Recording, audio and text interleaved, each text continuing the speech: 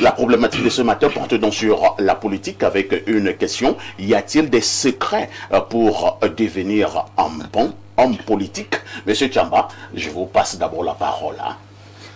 C'est une question presque... ça peut faire l'objet d'une soutenance de thèse. Tout à fait métaphysique, parce que le secret de la réussite, notamment dans la politique, c'est vaste. Mais je pense que, bon, moi quand j'étais tout jeune, nous avons été sensibilisés à la politique à l'époque de 1990, avec les grands mouvements politiques. Et je me souviens, nous étions très fans des personnalités comme les Augustin Contu-Comini, c'était l'heure de gloire de la science politique. Tout le monde disait politique, pense politique, Sciences Po. Et donc, je parlais avec mon père à cette époque, et puis je disais, mais papa, la politique, c'est pas être bien. Et mon père, à cette époque, disait, c'est pas un métier. Il faut avoir un métier, il faut peut-être avoir réussi quelque part pour venir, n'est-ce pas, parler de politique. Parce que pour lui, il voyait la politique comme étant le service de la cité. Des gens qui ont acquis des compétences, de l'expérience, qui viennent se proposer pour diriger des pans, n'est-ce pas, de la souveraineté nationale. Donc c'est comme ça qu'il voyait les choses. Et c'est vrai qu'avec l'usage que nous avons aujourd'hui, on se rend bien compte qu'on est obligé de le dire. Ce n'est pas un métier. Certains y voient une carrière, mais ce n'est pas un métier. Il faut être en politique, parce qu'on a des convictions, parce qu'on est, mais surtout parce qu'on a travaillé et qu'on sait de quoi il est question. Donc pour moi, je pense que votre question sur les recettes pour réussir en politique, pour moi, elles sont diverses et variées, mais je crois que le premier aspect, c'est l'engagement pour le bien-être des populations de son pays. Donc, cela, quand on est sincère dans cette démarche-là, on sait trouver les outils, les attitudes qui permettent d'avancer. Maintenant, quand on parle de la politique, de quoi parle-t-on? Est-ce qu'on parle de la politique locale? Parce que pour moi, je mets toujours je ne mets pas dans le même panier les élus locaux et les élus, je dirais, les élus nationaux. Parce que les conseils municipaux, par exemple, ont une autre manière de vivre la politique. Il y a des conseils municipaux qui sont très bien dans les cartes, qui sont des conseils municipaux de quartier, tout comme on a des politiques qui sont au niveau national, qu'on appelle, par exemple, des technocrates. C'est pas toujours la même sphère. C'est de la politique, mais ce n'est pas de la politique dans le sens de parti politique. Parce qu'un technocrate, un secrétaire général par exemple, un ministre, un certain nombre de hauts fonctionnaires font aussi de la politique, mais différemment. Donc je pense la politique de ce matin concerne vraiment la politique du terrain, c'est-à-dire les formations politiques, ceux qui sont les leaders de partis politiques, ceux qui sont des grands partisans au niveau idéologique. Ce n'est pas forcément ceux qui sont ministres. On est d'accord qu'un ministre fait de la politique, mais nous voulons vraiment la politique du terrain. C'est-à-dire que pour devenir un grand leader d'une formation politique qui peut à un moment donné prendre le pouvoir, est-ce qu'il y a des secrets? Donc je ne saurais pas le dire parce que je ne suis pas un grand leader. Ce que je sais, c'est que les grands leaders, quand on a observé, c'est des gens qui sont dans une sincérité, une démarche de proximité avec les populations, une démarche de responsabilité, et ensuite ils prosent leurs idées, leurs propositions au suffrage universel. Tout à fait. Moi, je prends par exemple dans notre environnement les conseillers municipaux. Je parlais des conseillers municipaux de quartier. C'est des gens qui font un travail extrêmement difficile. Ils sont avec les populations au quotidien dans leurs difficultés. Peut-être certains. Bon, ceux qui sont dans la zone où je vis... Ah, vous avez de la chance. Oui, j'ai de la chance parce que ces conseillers municipaux travaillent vraiment au quotidien, des problèmes de famille, des problèmes de rigoles qui sont bouchés, des problèmes de tas d'immondices. Vraiment, il faut être quelqu'un qui soit engagé. Et souvent, la voie royale pour entrer en politique, dans le cadre des élus locaux, c'est la voie associative, la voie communautaire. Il y a beaucoup de gens qui rentrent en politique parce qu'ils ont été peut-être des leaders associatifs dans un domaine. Donc, je crois que c'est peut-être la voie royale. Si on peut conseiller aux jeunes, c'est de rentrer dans les associations pour commencer à travailler dans l'engagement public et social. Je pense que voilà un secret que vous avez enfin donné. Alors, Bernard Renard, vous qui êtes un vieux homme politique, hein, tout à fait. Est-ce qu'on peut s'engager en politique comme cela? Est-ce que pour réussir en politique, il faut être astucieux? Il faut avoir un certain nombre, ce que j'ai bâti ce matin, des secrets. Oui. Pour faire de la politique, ici comme ailleurs, il faut être un bon menteur. Ah bon? Un habile manœuvrier. Vous êtes sérieux? Vous m'avez posé la question, vous me laissez répondre. Alors, pour faire de la politique, il faut être un bon roublard. Pour faire de la politique, il faut être un bon jongleur. Ah bon? Vous savez, le président Biya est au Donc pouvoir. vous êtes un bon roublard, un bon jongleur. Je suis en train d'avancer. Je suis en train d'avancer. Les gens vont se reconnaître. Hein. Ceux qui sont ici ou ceux qui sont ailleurs. Le président Biya, je pense qu'il est l'homme politique le plus capé au monde en ce moment. Cela signifie donc qu'il est un bon jongleur, je suis en train de un grand roublard. Un jour, donc, un journaliste demandait au président Biya quel était son livre de chevet. Vous savez quel était son livre de chevet? Non. Le livre de chevet du président Biya, c'est Nicolas Machiavel.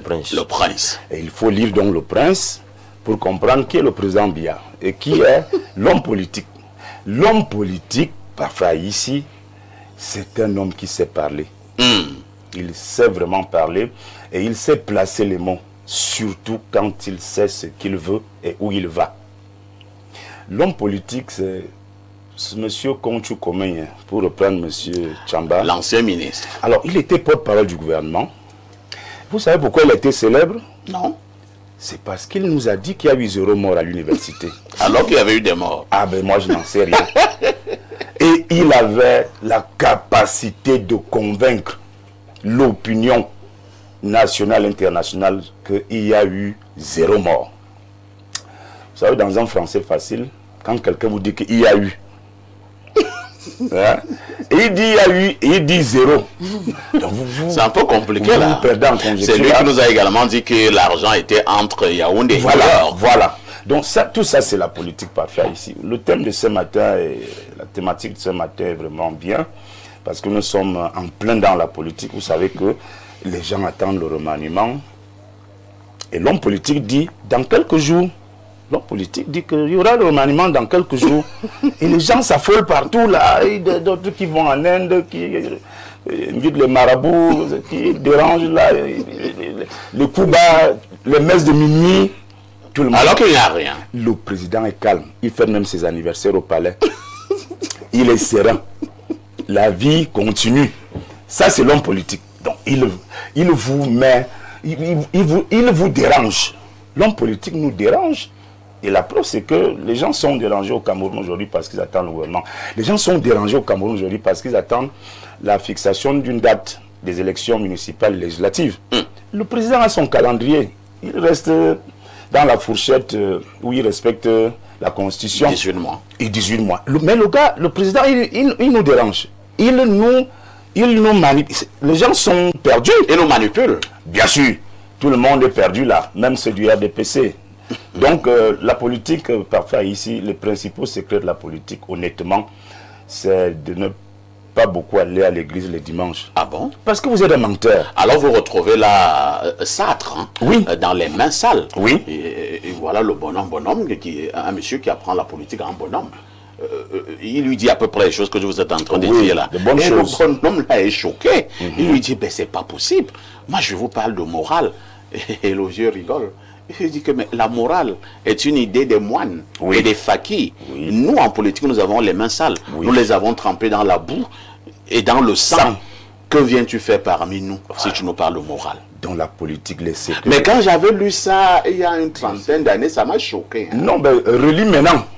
Avec l'âge et l'expérience, non, vous allez dire que exactement, c'est le monde réel dans lequel je vis. C'est le monde réel dont les secrets de la politique parfaite. Pour être un bon politicien, il faut être un bon menteur, il faut être un bon roublard, il faut être un bon jongleur et surtout un habile bon parleur. Cela signifie que Hortense Goïtan doit avoir ces qualités-là, et vous mettez les guillemets à qualité. Forcément, c'est pas beaucoup de guillemets. J'ai l'impression que M. ça particulièrement un problème avec moi aujourd'hui. Non, pas du tout. Parce que je ne suis pas venu depuis longtemps qu'il faut vraiment qu'il tire sur moi à boulet rouge. Mais ce n'est pas grave, nous les cabralistes, nous avons le cardio. Par rapport au secret de la politique, moi, aujourd'hui, j'ai suivi un homme politique, j'ai suivi un leader et je suis fier parce qu'il n'a pas confondu la politique et l'activisme. Il est resté un homme politique, il n'est pas devenu activiste.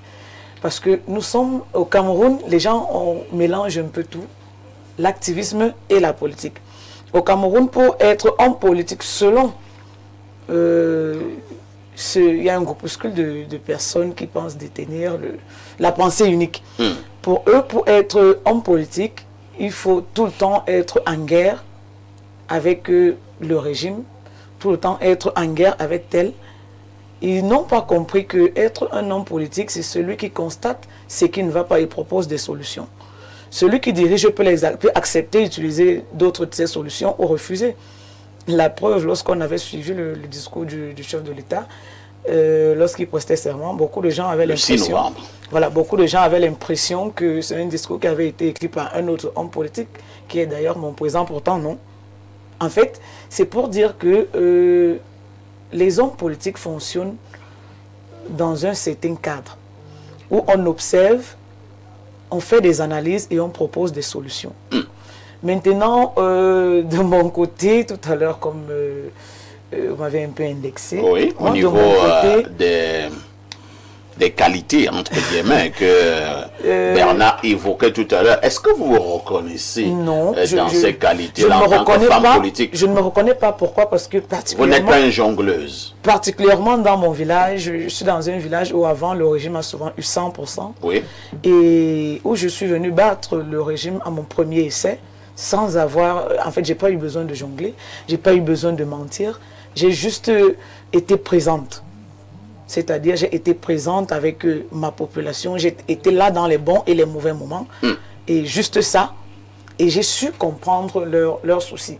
Par exemple, je me souviens à la dernière minute où il y a eu un problème d'électricité, on met l'électricité, le maire vous fait le chantage, il dit vous autres, comme vous êtes opposants, débrouillez-vous à tirer la lumière. Et moi, j'arrive, je me dis, bon, c'est mon village. Je tire pour tout le monde. Je n'ai pas dit je tire pour mon père et mentir aux autres que non, comme vous voyez là, attendez que les élections passent et tout. Non, j'ai juste fait mon travail pour ma localité. Vous voyez que ce sont des petites choses qui font que certaines populations se disent, bon, déjà qu'elle n'est rien, elle fait. Ça veut dire que demain, si elle arrive quelque part, elle fera mieux. Donc, je n'ai pas eu besoin de mentir. Il y a donc des hommes politiques paresseux. C'est eux qui ont trop besoin de mentir. Et ces hommes politiques paresseux sont souvent dans le parti de celui qui parlait. C'est le régime. C'est le régime. Parce qu'ils sont paresseux.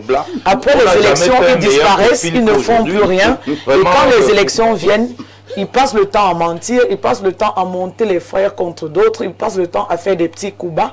Là, ce sont les hommes politiques paresseux. Mais nous, au PCRN, parfois ici, vous pouvez témoigner que le PCRN est sur le terrain tous les jours.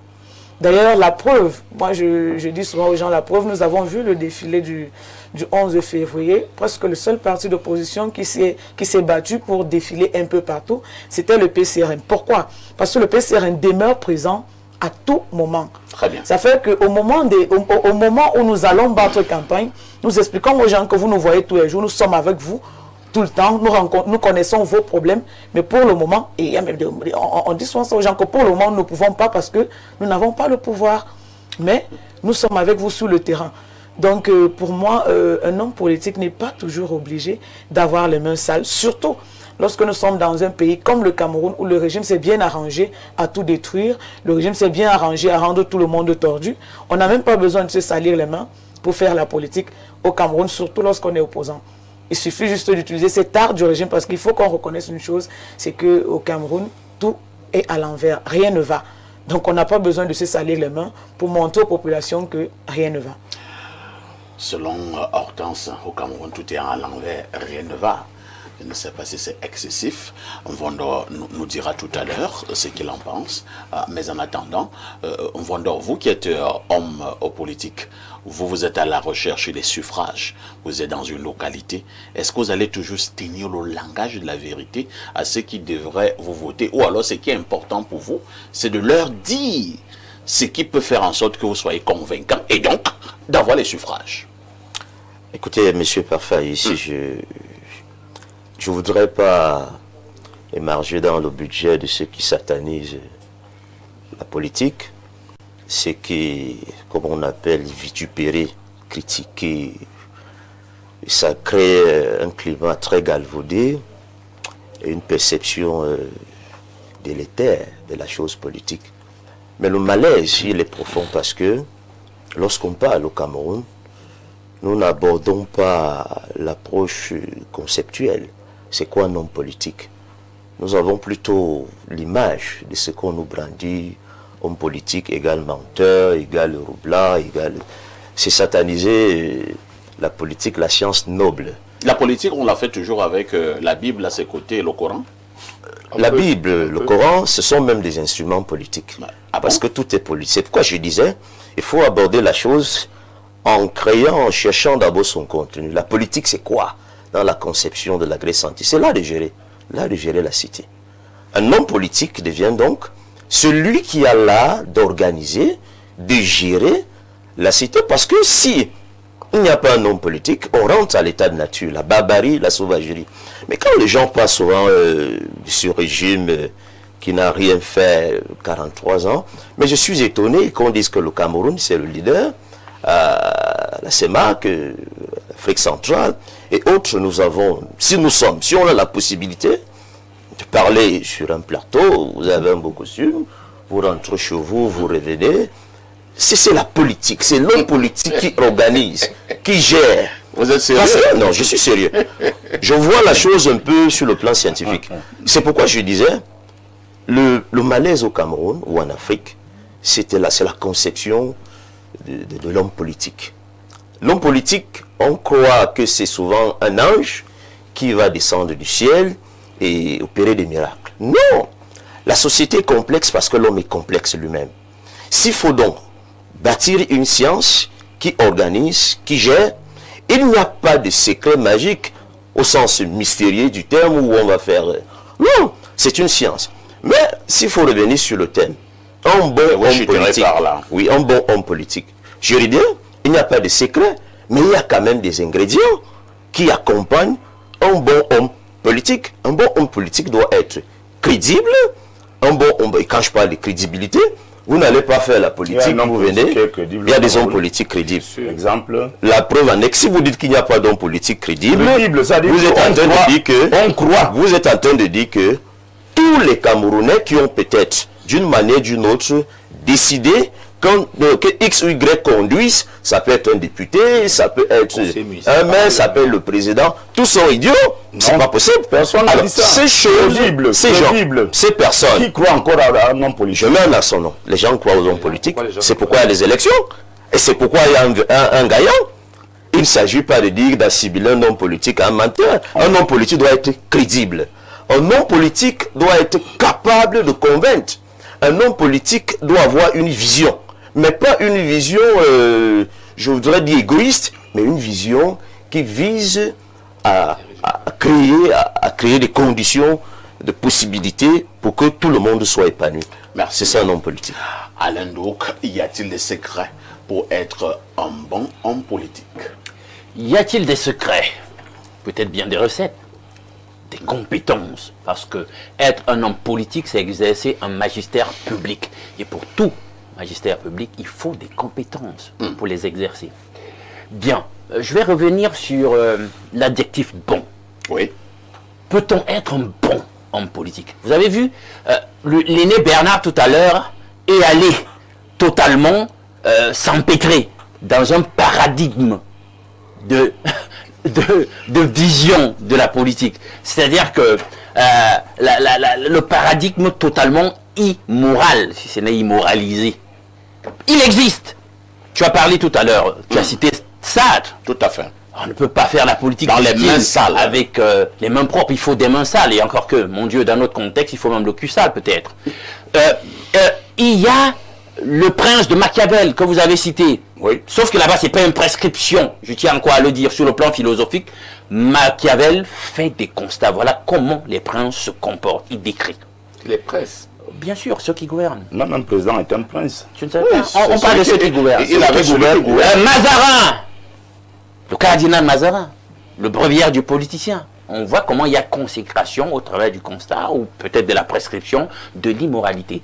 Dans la Grèce antique, en tout cas en grec, il y a deux mots pour parler de bon. Il y a eux, qui est un bon générique. Il y a kalos, qui insiste sur le fait que bon dans ce cas-là, c'est bon éthiquement, c'est bon moralement. Alors, on est partagé donc en politique. Parce que il y a des gens qui pensent qu'on ne peut pas faire de la politique en restant dans un ancrage moral, éthique. Et vous voyez, c'est pour cela que l'INE a réagi comme ça. Il y a d'autres qui pensent que ça le peut. On a Erasmus, par exemple, qui disait que non, on devrait même faire de la politique avec des garde-fous moraux. Alors, qu'est-ce qu'il faut pour être un bon? Moi, j'ai choisi mon camp. Je pense qu'on doit faire de la politique en l'encadrant avec la morale et l'éthique. Pourquoi quelqu'un te dirait tu es naïf? Non, j'arrive, parfait. J'ai aimé que le copanéliste tout à l'heure retourne à la Grèce antique. Je vais compléter, m'inscrire en complétude de ce qu'il a dit. Dans la Grèce antique, pour exercer un magistère public, il y avait un triptyque qu'il fallait. Il fallait le logos. Est-ce que votre discours est cohérent? Vous avez une vision, vous la promouvez. Mais est-ce qu'il y a le logos? Est-ce que c'est cohérent? C'est harmonieux? Ça tient la route? Ça doit tenir la route, votre projet de société, votre programme, etc. Votre vision que vous avez à proposer à la collectivité, à la communauté, au pays, etc. Ça doit tenir la route. Bien, mais il n'y a pas que ça. Vous devez avoir des facultés personnelles de persuasion. Le discours persuasif. Voilà. Vous devez avoir du charisme. Dans la Grèce antique, il fallait il y avait un autre critère. C'était le pathos. Comment est-ce que lorsque vous vendez votre vision, promouvez votre projet, comment l'opinion, comment le public réagit à ce que vous proposez? Votre capacité à susciter des émotions chez vos auditeurs parfaits ou chez vos visionneurs, je sais pas moi, télévieux visionneurs.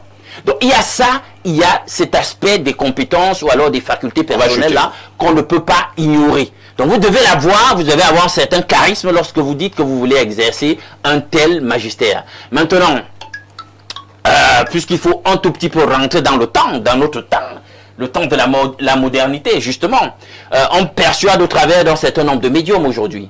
Quand vous écrivez, vous persuadez. Quand vous prenez la parole à la télé, à la radio, est-ce que médiatiquement, vous êtes présent? Il faut être présent. Il faut utiliser les moyens modernes du moment pour vous vendre. Parce qu'on ne peut pas dissocier justement la politique du marketing politique. Parce que tout finalement dans la vie, c'est une question de marketing, de vente. Vente de soi, vente de votre projet. Il faut des stratégies, des techniques marketing pour vous vendre et vous promouvoir. Et maintenant, chez les Grecs, le dernier critère du triptyque, c'était l'éthos. Donc, même les Grecs, les anciens pensaient qu'il faut un minimum de morale et de sciences de l'éthique dans tous les magistères publics. Alors, ceux qui pensent qu'il faut aller sodomiser les enfants, faire des crimes rituels, faire ci, faire ça, pour glaner des énergies, siphonner les gens, etc., énergétiquement, pour devenir celui qui va venir gouverner sur eux, etc., manipuler les gens.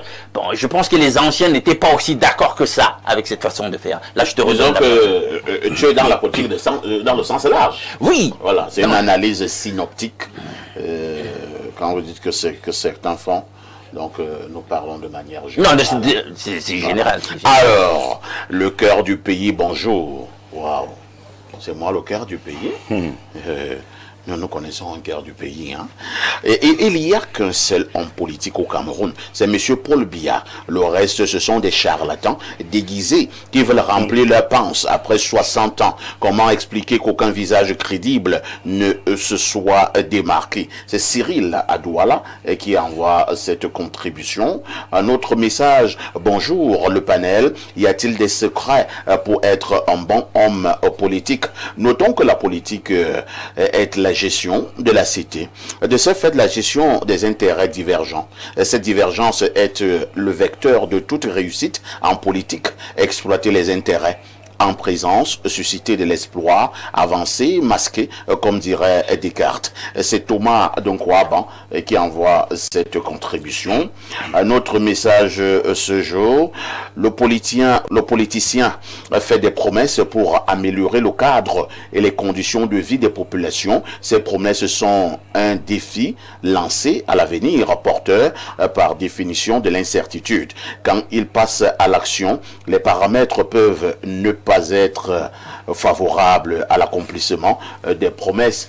Doit-on appeler cela mensonge? Non, non et non. Gilbert Tcho Ongolo, conseiller municipal depuis la commune de Mbangasina, dans le Mbam et Kim. Un autre message ce matin, les secrets d'un bon homme politique, c'est déconstruire dans l'imaginaire du peuple que la politique est faite pour mentir.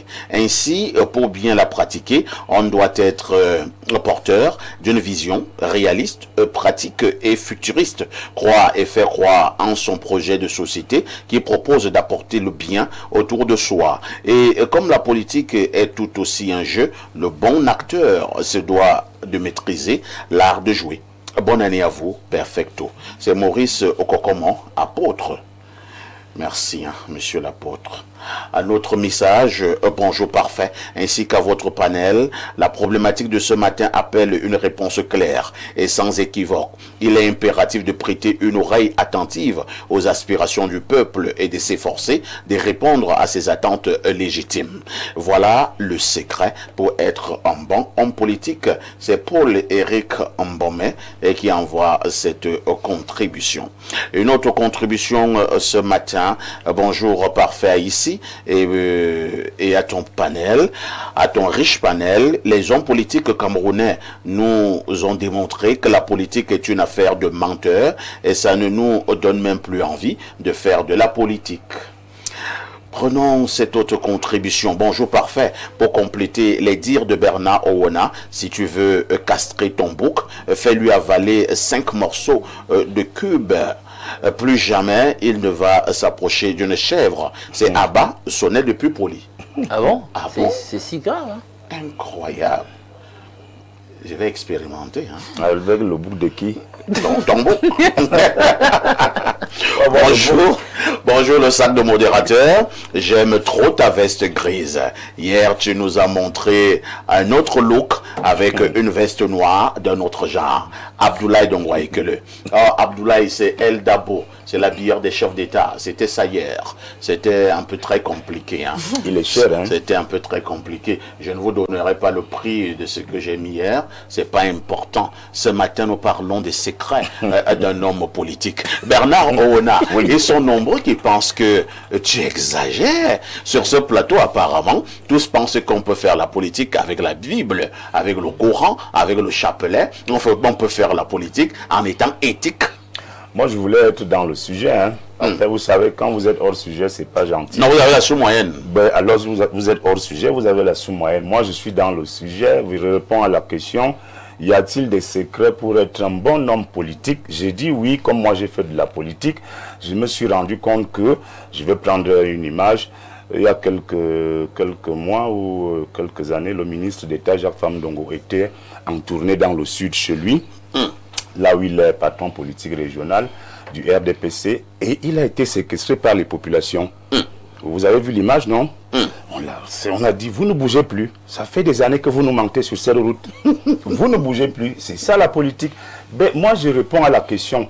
Les secrets d'un homme politique pour le cas du Cameroun et même ailleurs, c'est d'être capable de convaincre les gens.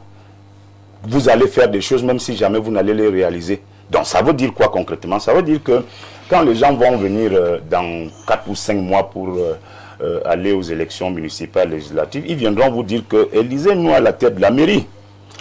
Je ne veux pas faire allusion au PCRN pour leur dire que les gens vont vous juger. Donc maintenant, c'est en août 2026 que vous allez voir votre vrai visage. Parce que les gens vous ont élu. On va faire le bilan. Oui, les gens vous ont élu. Ils sont fiers de nos mairies. Oui, je ne suis pas encore là-bas. Les gens vous ont élu parce qu'ils ont cru à votre discours de prime abord. Parce que vous étiez vraiment novice. Vous venez d'arriver sur le champ politique.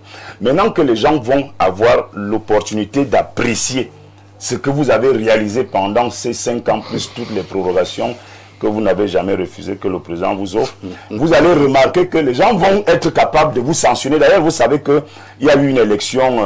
Quand on refuse ou qu'on accepte, ça va changer le fait qu'il y a eu une élection là où vos propres conseillers ont voté le RDPC. Donc, et ça s'est inversé en 2020. Voilà, pour dire donc, moi je sais de quoi je parle. Quand je vous dis que la politique là, les gens viennent vous dire que votez-nous, on va arranger la route-ci. Votez-nous, il y aura l'eau. Votez-nous, il y aura le pont. Dès que vous finissez de leur donner cette confiance, de leur faire cette confiance, immédiatement, vous voyez comment eux, ils s'engraissent. D'autres prennent du poids, du volume. Parce qu'ils sont venus maigres, ils deviennent joufflus, ils roulent carrosse. porter de jolies vestes. Maintenant, l'homme politique qui veut réussir n'a pas de choix. Pour le cas du Cameroun, en tout cas comme je connais, il doit savoir manœuvrer, il doit savoir bien parler. Et bien parler ne veut pas dire que tu parles seulement la vérité. En politique, bien parler veut dire que tu peux être amené à mentir pour atteindre ton objectif qui est celui d'être élu. En politique, tu peux amener à mentir pour atteindre ton objectif qui est celui d'être élu.